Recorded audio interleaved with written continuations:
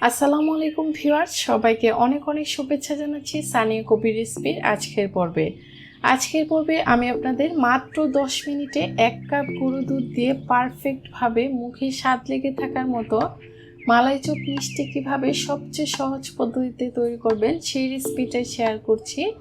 ভিডিওটা শেষ পর্যন্ত দেখবেন, আশা করি সবার কাছে ভালো লাগবে। ভালো লাগলে প্লিজ একটা লাইক দিয়ে আমাকে সাপোর্ট করার জন্য আমার চ্যানেলটাকে সাবস্ক্রাইব করে রাখবেন। মিষ্টিগুলো তৈরি করার জন্য একটা মিক্সিং বলে 1 কাপ নিয়ে নিচ্ছি ফুল ক্রিম গরুর দুধ। অবশ্যই ফুল ক্রিম গরুর দুধ দিয়ে মিষ্টিটা তৈরি করতে হবে। এখন এর মধ্যে দিয়ে দিচ্ছি হাফ চা চামচ পরিমাণ বেকিং পাউডার আর 1 টেবিল চামচ পরিমাণ দিয়ে দিচ্ছি মেল্টেড ঘি। ঘি না থাকলে বাটার দিলে হবে, তবে অবশ্যই কিন্তু গলিয়ে নিয়ে তারপর দিতে হবে। এখন হাত দিয়ে গরু দুধের সাথে ঘিটাকে খুব ভালোভাবে একটু সময় নিয়ে মিক্সড করে নিয়েছি। আর এই পর্যায়ে দিয়ে দিচ্ছি রুমের স্বাভাবিক তাপমাত্রায় থাকা একটা ডিম। খুব ভালোভাবে ফেটে নেওয়ার পর আমি ডিমের লিকুইডটাকে মেপে নিয়েছি, প্রায় 1/3 কাপ পরিমাণ লিকুইড হয়েছে। সেটা দিয়ে আমি গরু দুধের সাথে খুব ভালোভাবে মিক্সড করে নিয়ে একটা পারফেক্ট ডো তৈরি করে নিচ্ছি মিষ্টিগুলো বানানোর জন্যে। তবে ডিমটা ফ্রিজে থাকলে 1 ঘন্টা আগে বের করে রেখে তারপরে কিন্তু এই ডোটা তৈরি করতে হবে। এই পর্যায়ে মিষ্টি তৈরি করার ডোটা অনেকটা নরম মনে হলেও ভয় পাওয়ার কিছু নেই, কারণ এটাকে রেস্টে রেখে দিলে কিন্তু এই ডোটা মিষ্টি বানানোর জন্য একদম পারফেক্ট হয়ে যাবে। একটা ঢাকনা দিয়ে ঢেকে এই ডোটাকে আমি রেস্টে রেখেছিলাম 10 মিনিটের মতো। 10 মিনিট পর মিষ্টি তৈরি করার জন্য এই ডোটা কিন্তু একদম পারফেক্ট হয়েছে, আর আগের মতো হাতে লেগেও যাচ্ছে না। এখন হাতে একটু ঘি বা তেল মেখে নিয়ে মিষ্টি তৈরি করা এই ডো থেকে অল্প করে একটু মিশ্রণ হাতের মধ্যে নিয়ে একটু গোল করে তারপর চ্যাপটা করে লম্বা করে চমচমের মতো শেপ করে আমি মিষ্টিগুলোকে বানিয়ে নিচ্ছি। তবে মিষ্টিগুলো এমনভাবে বানাতে হবে যেন এর মধ্যে কোনো ফাটল না থাকে। এই তো আমার সবগুলো মিষ্টি তৈরি করা হয়ে গিয়েছে। এই পর্যায়ে চলে যাচ্ছি মিষ্টিটা রান্না করতে।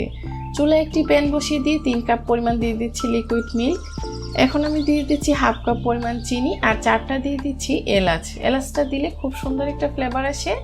তবে মিষ্টির পরিমাণটা আপনারা যে পরিমাণ খেতে পছন্দ করেন সে অনুযায়ী এখানে বাড়িয়ে বা কমিয়ে নিতে পারেন।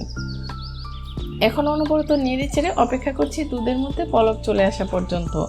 এটা বলক আসার পর জাল করে ঘন করে নেওয়ার কোনো প্রয়োজন নেই, জাস্ট বলক আসার সাথে সাথে কিন্তু মিষ্টিগুলো দিয়ে দিতে হবে।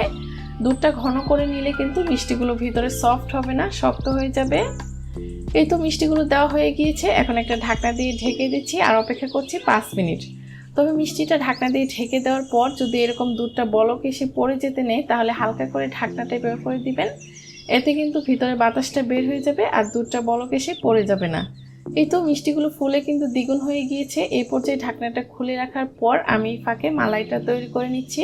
আমি যেহেতু 10 মিনিটে মিষ্টিটা তৈরি করব, তাই আমি শর্টকাটে একটা মালাই তৈরি করছি। একটা মিক্সিং বলে আমি হাফ কাপ পরিমাণ লিকুইড মিল্কের সাথে 1/3 কাপ পরিমাণ গরু দুধ খুব ভালোভাবে মিক্সড করে নেওয়ার পর এই মিষ্টিগুলোর মধ্যে অ্যাড করে দিচ্ছি। যেহেতু আমার 10 মিনিটের মিষ্টি, তাই আমি মালাইটা আলাদা করে জাল করে ঘন করে ইউজ করছি না, এভাবে শর্টকাট করে দিয়ে দিলাম। এখন ঢাকনাটা খুলে আরও 5 মিনিট এই মিষ্টিটাকে জাল করে নিচ্ছি। এই তো 5 মিনিট হয়ে গিয়েছে আর আমার মিষ্টিগুলো কিন্তু তৈরি করা হয়ে গিয়েছে। এই পর্যায়ে আমি চুলার জালটা বন্ধ করে দিয়ে একটা ঢাকনা দিয়ে ঢেকে 2 ঘন্টার মতো অপেক্ষা করছি।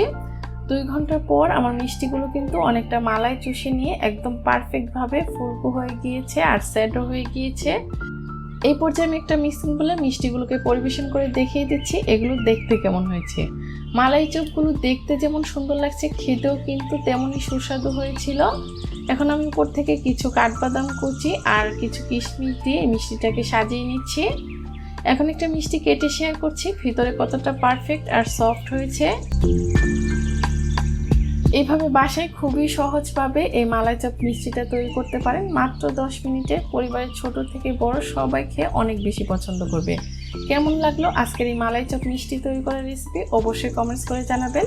সবাই ভালো থাকবেন, সুস্থ থাকবেন। তাহলে আজকে এখানেই বিদায় নিচ্ছি। আল্লাহ হাফেজ।